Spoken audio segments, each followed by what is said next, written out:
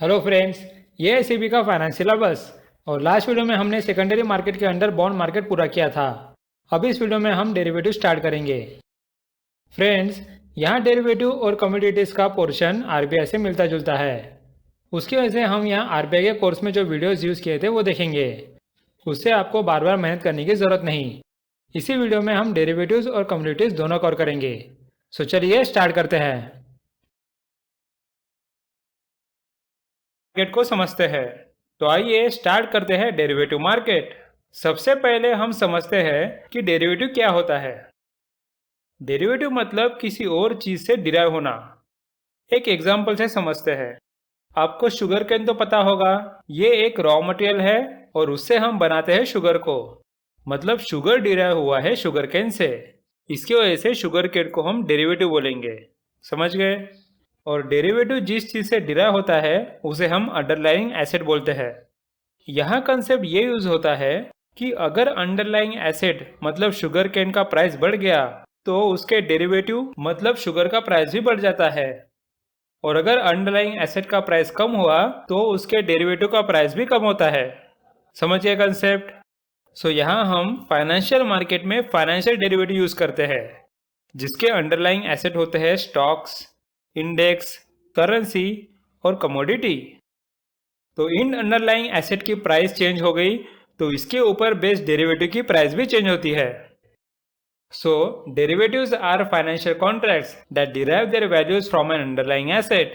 The underlying asset can be equity, forex, commodity और any other asset. Prices for derivatives derive from fluctuation in the underlying asset. अभी यहाँ derivative के चार main type है। एक है फॉरवर्ड्स, फिर फ्यूचर, फिर ऑप्शन और स्वैप्स।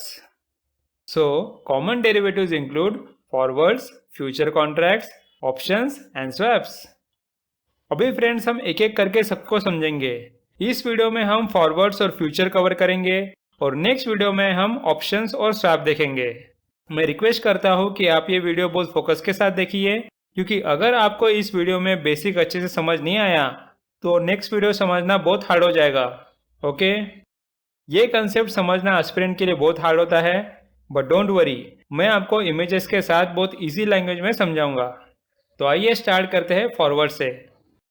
सबसे पहली बात, फॉरवर्ड्स निकाला क्यों था? देखो, मार्केट में किसी भी चीज की प्राइस बहुत फ्लक्चुएट होती रहती है और उसके वजह से बहुत लोगों को लॉस झेलना पड़ता है। एक एग्जांपल ले लो, व्हीट। इसका प्राइस मार्केट में चेंज होते रहता है, जिसकी वजह से इसके ऊपर जिन लोगों का बिजनेस डिपेंड है उन्हें बहुत लॉस उठाना पड़ता है। मैं एक एग्जांपल से समझाता हूँ। सोचिए, एक व्हीट का फार्मर है। वो दिन रात अपने खेत में मेहनत करता है।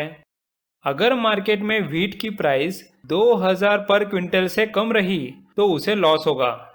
मतलब उसे उसकी मेहनत, बाकी मजदूर की मेहनत, फर्टिलाइजर और इलेक्ट्रिसिटी का कॉस्ट रहता है, जिसके वजह से उसे मार्केट में एटलीस्ट 2000 का प्राइस चाहिए। समझे? और सोचिए कि एक व्हीट फ्लावर की कंपनी है जो आशीर्वाद का आटा बनाती है। उनके लिए बिल्कुल अपोजिट इक्वेशन है। उन्हें मार्केट से जितना कम दाम में व्हीट मिलेगा उतना अच्छा, क्योंकि अगर ज़्यादा दाम में उन्होंने व्हीट ले लिया तो उनके ग्राइंडिंग मशीन, इलेक्ट्रिसिटी, वर्कर का प्राइस पकड़ के आशीर्वाद आटे का प्राइस बहुत बढ़ जाएगा और उसे कोई नहीं खरीदेगा। इसलिए अगर मार्केट में व्हीट की प्राइस 4000 क्विंटल से ज़्यादा रहा तो व्हीट फ्लोर कंपनी को लॉस होना शुरू हो जाएगा। समझ रहे हो? एक को व्हीट का प्राइस कम होने से लॉस हो रहा है और दूसरे को व्हीट का प्राइस ज़्यादा होने से। इसलिए ये दोनों मिलके एक कॉन्ट्रैक्ट करते हैं जहां फार्मर व्हीट फ्लोर कंपनी को फिक्स डेट में एक फिक्स प्राइस पे एक फिक्स क्वांटिटी का व्हीट देगा। इस कॉन्ट्रैक्ट से क्या होगा? इस कॉन्ट्रैक्ट से व्हीट की प्राइस फ्लक्चुएट भी हो गई तो भी उन दोनों को लॉस नहीं होगा, क्योंकि उन्होंने व्हीट सेल और परचेस की प्राइस फिक्स की है। ओके? ऐसे कॉन्ट्रैक्ट को हम बोलते हैं फॉरवर्ड्स कॉन्ट्रैक्ट। समझ रहा है कंसेप्ट? आइए इसे और अच्छे से समझते हैं। सोचो कि ये दोनों ने मिलकर कॉन्ट्रैक्ट ऐसा किया है कि फार्मर व्हीट फ्लोर कंपनी को एक महीने बाद 3000 रुपीज पर क्विंटल प्राइस पे 10 क्विंटल व्हीट देगा। ये प्राइस फार्मर के लिए भी अच्छी है क्योंकि ये 2000 से ज़्यादा है, और व्हीट फ्लोर कंपनी के लिए भी अच्छी है क्योंकि वो 4000 से कम है। मतलब इस फिक्स डेट में दोनों को भी प्रॉफिट होगा। और अगर उस डेट पे मार्केट प्राइस 1500 रही या फिर 5000 भी हो गई तो भी दोनों को कोई फर्क नहीं होगा। समझ गए? इसमें और एक इम्पोर्टेंट चीज आपको मैं बता दूं कि जो ये कॉन्ट्रैक्ट की फिक्स प्राइस होती है उसे हम फॉरवर्ड प्राइस भी बोलते हैं। Now let's see what it says. A forward contract is a customizable derivative contract between two parties to buy or sell an asset at a specified price on a future date. Forward contracts can be tailored to a specific commodity, amount, and delivery date. For example, forward contracts can help producers and users of agricultural products hedge against a change in the price of an underlying asset or commodity. अभी आपको ये concept बहुत अच्छे से समझ गया होगा, इसलिए मैं आपको एक सवाल पूछता हूँ, क्या फॉरवर्ड कॉन्ट्रैक्ट सबसे अच्छा कॉन्ट्रैक्ट है? क्या इसके कोई खामियां नहीं है? बिल्कुल है। सबसे पहला है काउंटर पार्टी रिस्क, मतलब दोनों में से कोई भी बोल सकता है कि मैं इसे फॉलो नहीं करूंगा, तो उस वक्त दूसरा आदमी कुछ नहीं कर सकता। ये बहुत बड़ा ड्रॉबैक है कि इन दोनों में कोई भी ऑब्लिगेशन नहीं रहता कि कॉन्ट्रैक्ट फॉलो करना है।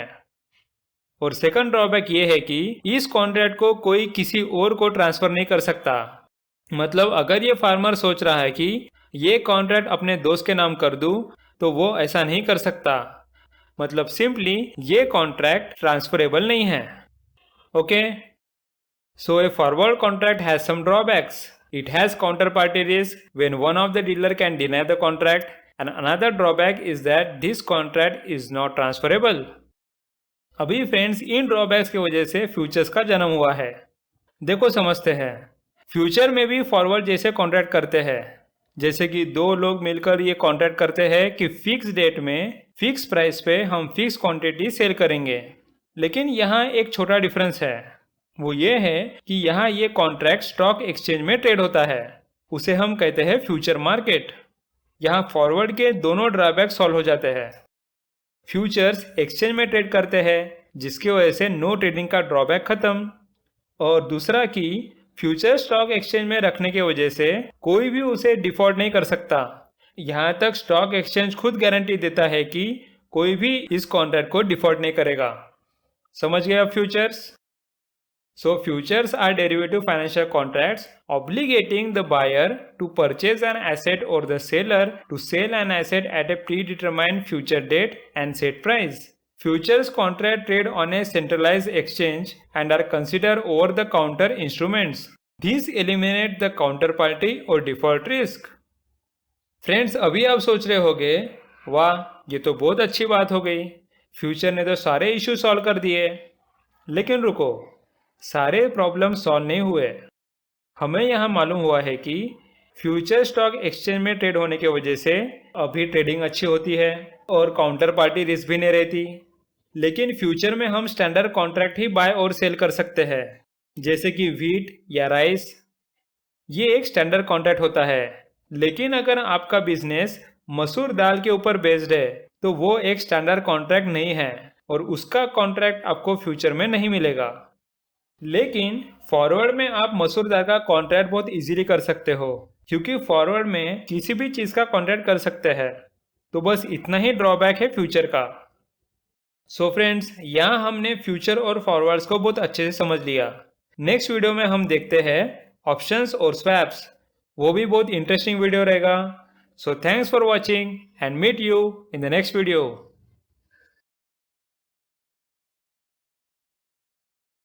हेलो फ्रेंड्स, लास्ट वीडियो में हम डेरिवेटिव मार्केट समझ रहे थे और वहां हमने फॉरवर्ड्स और फ्यूचर मार्केट कवर किया था। अगर आपने वो देखा नहीं है तो मैं रिक्वेस्ट करता हूं कि आप उसे देख लो, क्योंकि वहां जो हमने डेरिवेटिव का कंसेप्ट समझा था वो हम आगे इस वीडियो में यूज करने वाले हैं। मैंने वीडियो का लिंक डिस्क्रिप्शन में दिया है, आप उसे देख सकते हैं। इस वीडियो में हम शुरू करने वाले हैं ऑप्शंस और swaps. So let's start with options. Friends, हमने जो लास्ट वीडियो में फ्यूचर्स और फॉरवर्ड कॉन्ट्रैक्ट देखे थे, ऑप्शंस बिल्कुल सिमिलर है। यहाँ भी हम एक फिक्स डेट और फिक्स प्राइस का कॉन्ट्रैक्ट करते हैं। लेकिन यहाँ बस एक बड़ा डिफरेंस है कि यहाँ हमारे पास ऑप्शन होता है कि हम ये कॉन्ट्रैक्ट एग्जीक्यूट करें या नहीं। मैं आपको ये एक एग्जाम्पल से समझाता हूँ। देखो, सोचो कि ये अमित है और ये राहुल है। राहुल के पास एक जमीन है जिसकी अभी प्राइस है 10 lakh.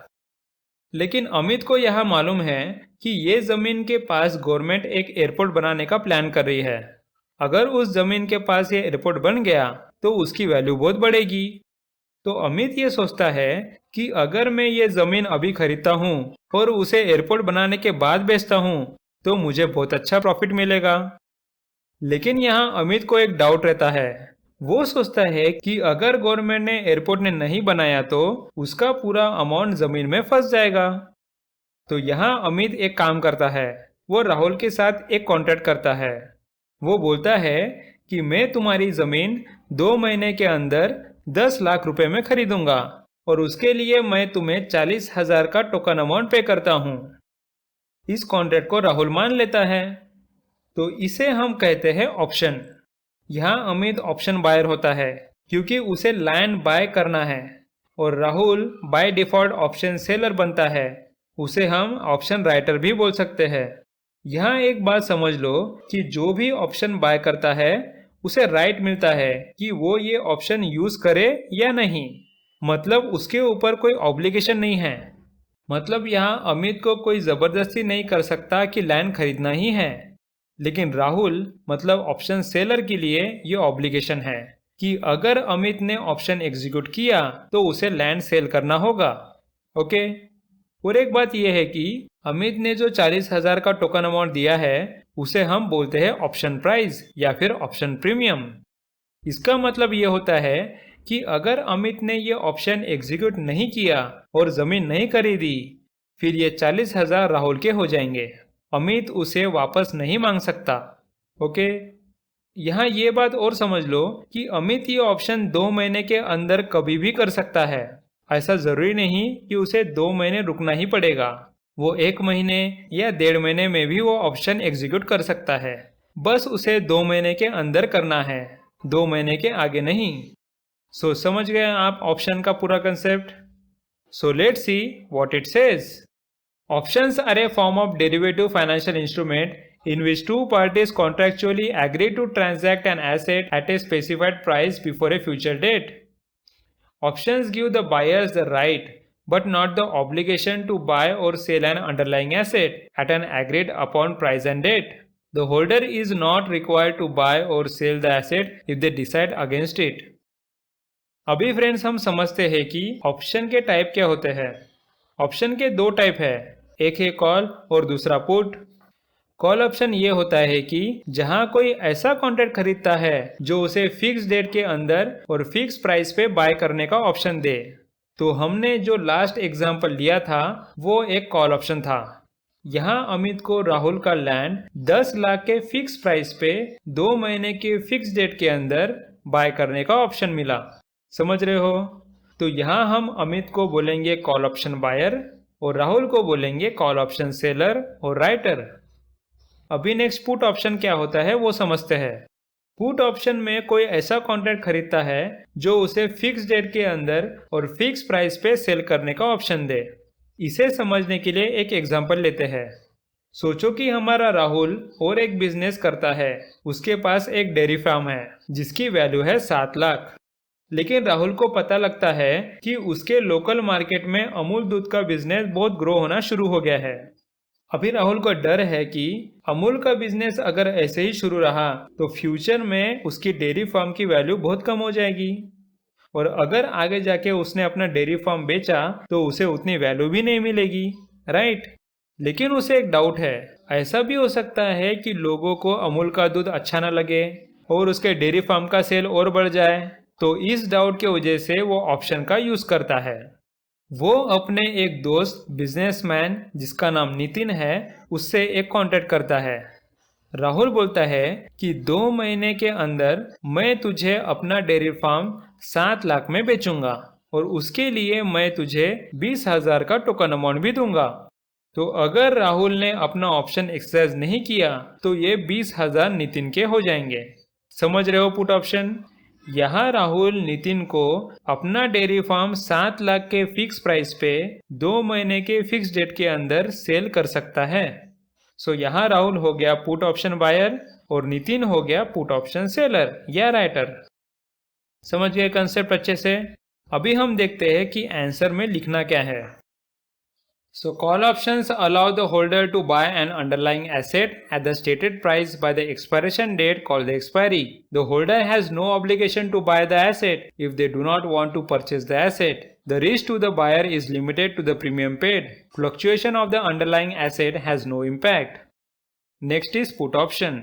Put options are options where the buyer believes the underlying asset price will fall below the option price on or before the expiration date of the option. Once again, the holder can sell underlying asset without the obligation to sell at the stated price by the stated date. यहाँ हमारा option का portion खत्म हुआ। Next हम देखने वाले हैं swaps.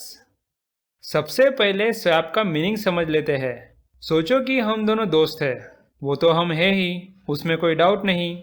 लेकिन सोचो कि मुझे एक बुक पढ़नी है, monk who sold his Ferrari, जो कि आपके पास है, और आपको एक बुक पढ़नी है द अल्केमिस्ट, जो मेरे पास है। अभी हम दोनों को जब ये पता चलता है तो हम यहाँ क्या करेंगे? हम एक दूसरे के साथ बुक एक्सचेंज करेंगे। उसे हम कहते हैं स्वैप। समझ गए वर्ड टू वर्ड मीनिंग? अब हम देखते हैं कि फाइनेंशियल मार्केट में इसका यूज कहाँ होता है। सोचो कि एक बिजनेसमैन है हर्षद, और उसे अपना बिजनेस एक्सपांड करना है, इसलिए वो बैंक के पास लोन लेने जाता है। लेकिन बैंक वह देखती है कि हर्षद का नया बिजनेस होता है, उसे प्रॉफिट भी नहीं होता है और उसका क्रेडिट रेटिंग अच्छा नहीं रहता है। तो बैंक बोलती है, हम आपको लोन देने के लिए तैयार है, लेकिन आपको वेरिएबल इंटरेस्ट रेट पे लोन देंगे। For example 2% plus inflation rate. Harshad को यहाँ वेरिएबल इंटरेस्ट रेट सही नहीं लगता, क्योंकि इन्फ्लेशन रेट बहुत वोलाटाइल रहता है, कभी ज़्यादा या कभी कम, और उसकी वजह से हर्षद को एक महीने में बहुत ज़्यादा ईएमआई पे करना पड़ेगा या फिर एक महीने में बहुत कम, और ये नए बिजनेस के लिए बहुत अच्छी बात नहीं है। इसलिए हर्षद को वेरिएबल इंटरेस्ट रेट पसंद नहीं आता, उसे फिक्स्ड इंटरेस्ट रेट चाहिए रहता है। अभी एक दूसरा बिजनेसमैन देखते हैं, निखिल। ये भी बैंक में लोन लेने के लिए जाता है। बैंक देखती है कि निखिल का एस्टेब्लिश बिजनेस है, उसका प्रॉफिट भी बहुत अच्छा है और उसका क्रेडिट रेटिंग भी बहुत अच्छा रहता है। बैंक ऐसे कस्टमर से खुश हो जाती है और वो निखिल को फिक्स 5% इंटरेस्ट रेट में लोन दे देती है।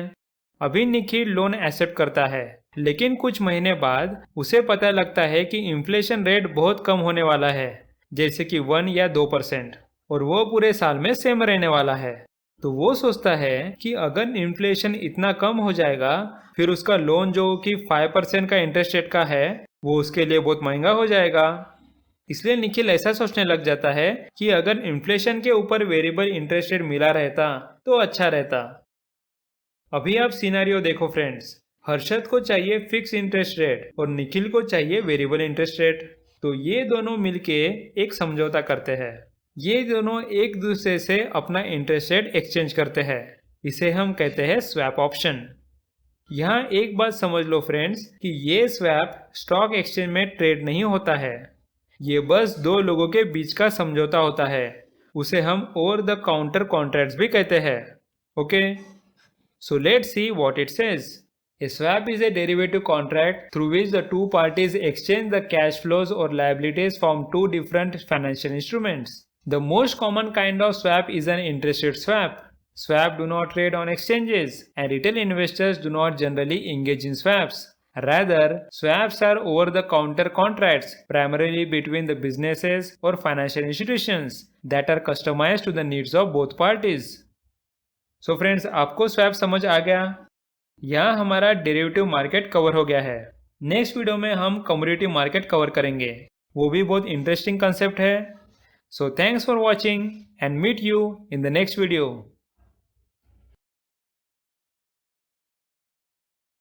हेलो फ्रेंड्स, लास्ट वीडियो में हमने डेरिवेटिव मार्केट कवर किया था। इस वीडियो में हम कमोडिटी मार्केट देखेंगे। सो स्टार्ट करते हैं कमोडिटी मार्केट। सबसे पहले समझते हैं कि कमोडिटी होता क्या है।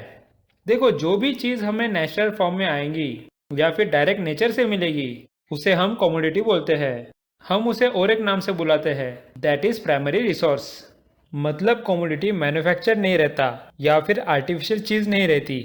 कुछ एग्जाम्पल देखते हैं, rice, wheat, crude oil, LPG, gold, या सिल्वर, ये सब हमें नेचर से नेचुरल फॉर्म में मिलते हैं। So commodity are the raw materials used by virtually everyone. These are the products of primary economic sector rather than manufactured products. अभी आपके दिमाग में एक सवाल आ रहा होगा, ये सब चीज़ें तो हमारे नॉर्मल मार्केट में भी मिल सकती है, फिर इसके लिए हमने इतना बड़ा नेशनल और इंटरनेशनल लेवल का कमोडिटी मार्केट क्यों बनाया? मैं आपको एक एग्जांपल से समझाता हूँ। सोचिए कि ये रोहित है, वो सोच रहा है कि आगे जाके गोल्ड की प्राइस बहुत इंक्रीज होने वाली है, इसलिए क्यों ना अभी गोल्ड लेते हैं और उसे फ्यूचर में बेचते हैं जिससे उसे मुनाफा हो। तो अभी उसके पास दो ऑप्शन हैं। एक तो वो एक ज्वेलरी शॉप में जाएगा जहां वो जितना उसका बजट रहेगा उतना गोल्ड खरीदेगा, फिर उस गोल्ड को वो अपने घर के लॉकर में रखेगा। लेकिन इसके बहुत इश्यूज है। एक तो वो दिन रात डरा रहेगा कि उसके घर में अगर चोरी हो गई तो उसका पूरा इन्वेस्टमेंट लॉस में चला जाएगा, और उसे ऐसा भी डर लगता है कि ज्वेलरी या गोल्ड अगर नकली निकला तो भी वो लॉस में चला जाएगा। इन सब चीज़ों की वजह से वो सेकंड ऑप्शन चूज करेगा, जो है कमोडिटी मार्केट। ये मार्केट में वो ऑनलाइन गोल्ड खरीद सकता है और उसे फ्यूचर डेट में इजीली बेच सकता है। ना उसे लॉकर लेना पड़ेगा, ना चोरी होने का डर, और ना इम्प्योर गोल्ड का डर रहेगा। समझ गए लोग कमोडिटी मार्केट क्यों यूज करते हैं? अभी नेक्स्ट हम देखते हैं 4 टाइप्स ऑफ कमोडिटी। सबसे पहला है एग्रीकल्चर कमोडिटीज, जो हमें फार्म से मिलते हैं। सिंपल है। So agriculture commodities are staple crops and animals produced or raised on farms और plantations. This includes cotton, soybean, black pepper, sugar and maize. उसके बाद है प्रीशियस मेटल, जिसे हम बुलियंस बोलते हैं। ये बहुत रेयर मेटल्स होते हैं। इसमें आते हैं गोल्ड, सिल्वर और platinum. So precious metal are metals that are rare and have a high economic value due to the various factors including their scarcity, use in industrial purposes and role throughout history as a store of value. The most popular precious metal with investors are gold, platinum and silver. Next है base metals. Precious metal छोड़ के बाकी जो भी metals होते हैं उसे हम बेस मेटल्स बोलते हैं, जैसे कॉपर, निकल, एल्यूमिनियम और zinc. So base metals are common metals that tarnish, oxidise or corrode relatively quickly when exposed to air or moisture. Example of base metals include lead, copper, nickel, aluminum and zinc. और last है energy. ये वो energy resources है जो हम रोज use करते हैं, जैसे कि ऑयल, कोल या LPG gas. So energy commodities refer to a variety of coal, oil and gasoline derived products. These energy resources prove to be essential in daily life. अभी friends, जैसे स्टॉक मार्केट में share trade होने के लिए stock exchanges होते हैं, उसी तरह कमोडिटी मार्केट में कमोडिटी ट्रेड करने के लिए कमोडिटी एक्सचेंज होते हैं। वैसे तो इसके 6 एक्सचेंजेस हैं, लेकिन सब इम्पोर्टेंट नहीं हैं। यहाँ सबसे इम्पोर्टेंट 2 एक्सचेंजेस हैं। एक है MCX for multi commodity index और दूसरा है NCDEX for national commodity derivative exchange.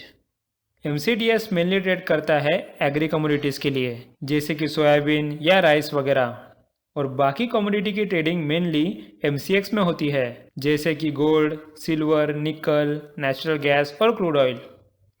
So the two main commodity exchanges are Multi-Commodity Exchange and National Commodity Derivative Exchange, and NCDEX is mainly known for trading of agricultural commodities. अभी इसका last section है commodity trading के type. इसके 2 type होते हैं, एक spot और दूसरा फ्यूचर। स्पॉट मतलब क्या होगा? यहाँ आपको ऑन द स्पॉट डिलीवरी मिलती है, मतलब आपको गोल्ड खरीदना है तो अमाउंट दे दो और गोल्ड आपका। इसे कहते हैं स्पॉट। लेकिन बहुत लोग स्पॉट डिलीवरी के लिए आते नहीं, वो फ्यूचर्स के लिए आते हैं, क्योंकि वो कमोडिटी मार्केट का इसलिए यूज़ करते हैं कि जो कमोडिटी की प्राइस बार बार बदल जाती है उससे वो बच सके। यहाँ लोग एक दूसरे के साथ कॉन्ट्रैक्ट करते हैं कि एक फ्यूचर की फिक्स डेट में एक फिक्स प्राइस में वो कमोडिटी बेचेंगे। ये सब कॉन्सेप्ट मैंने आपको डेरिवेटिव के वीडियो में अच्छे से एक्सप्लेन किए हैं। अगर आपने वो वीडियो देखा नहीं है तो मैं रिक्वेस्ट करता हूँ कि आप वो देख लो। और एक बात कि कमोडिटी मार्केट में वेयरहाउस की ज़रूरत पड़ती है, क्योंकि यहाँ लोग एक्चुअल में कमोडिटीज़ खरीदते हैं। बहुत बार वो अपने साथ स्टोर करके नहीं ले जाते, इसलिए वो एक वेयरहाउस में रख देते हैं। लेकिन फ्रेंड्स, यहाँ आपको ये जानना ज़रूरी है कि स्पॉट और फ्यूचर के अलावा यहाँ स्पेकुलेशन बहुत होता है। वीडियो के स्टार्टिंग में मैंने आपको एक एग्जांपल दिया था कि रोहित किस तरह से ये सोचता है कि गोल्ड की प्राइस बढ़ेगी तो उसे मुनाफा होगा। तो यहाँ रोहित ये कर रहा है कि वो स्पॉट में गोल्ड खरीद रहा है और वो फ्यूचर्स में किसी फिक्स डेट में बेच रहा है। और यहाँ उसे गोल्ड घर लेके जाने की ज़रूरत है क्या? बिल्कुल नहीं, क्योंकि इस मार्केट में वेयरहाउसिंग की फैसिलिटी अवेलेबल है। समझ रहे हो कंसेप्ट? किस तरह से लोग बिना कुछ खरीदे मुनाफा कमाते हैं। और मैक्सिमम लोग इस मार्केट में गोल्ड और क्रूड ऑयल पे स्पेकुलेशन करते हैं क्योंकि इनका मार्केट बहुत वोलाटाइल होता है। ओके, अभी देखते हैं कि एग्जाम में पॉइंट्स लिखना कैसे है। सबसे पहले spot market. So buyers and seller can trade a commodity either in spot market, sometimes called the cash market, whereby the buyer and seller immediately complete their transaction based on current prices, or in future market. Due to the bulky nature of the underlying asset, physical settlement in commodity derivatives create the need for warehousing. Next, future market. Most buyers and sellers trade commodities on future markets because many commodity producers, especially those of traditional commodities like grain, bear the risk of potentially negative price changes when their products are finally ready for the market. Futures contracts whereby the buyer purchases the obligation to receive a specific quantity of the commodity at a specific date, therefore offer some price stability to commodity producer and commodity user. और last है speculation. Many people use commodity market for speculation. They buy the futures contract at future date and sell the same at fixed date. The difference in price of the commodities on two dates is their profit or loss. Most of the speculation is done on gold and crude oil. So friends, यहाँ हमारा commodity market हो गया और इसके साथ हमारा capital market पूरा cover हो गया है। नेक्स्ट वीडियो में हम फॉरेक्स मार्केट कवर करेंगे, वो भी बहुत इंटरेस्टिंग रहेगा। So thanks for watching and meet you in the next video.